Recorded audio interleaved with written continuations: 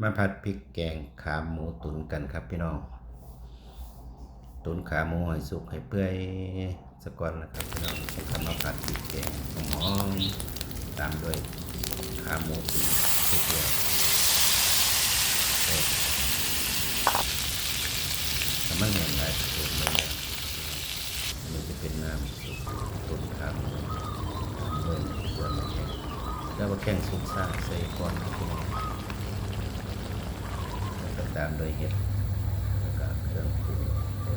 นี่กับเขานอกบ้านครับพี่น้องเสากินปลาไว้มันจะสุกจะน้อยก่อน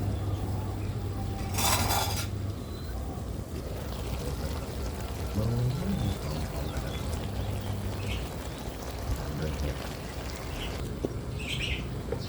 ปลาไว้ที่เห็ดสุกน้อยครับพี่น้องจะตามด้วยเครื่องปรุงแล้วปรุงก็จะมีน้ำปลาปรุงชูรสมันหอย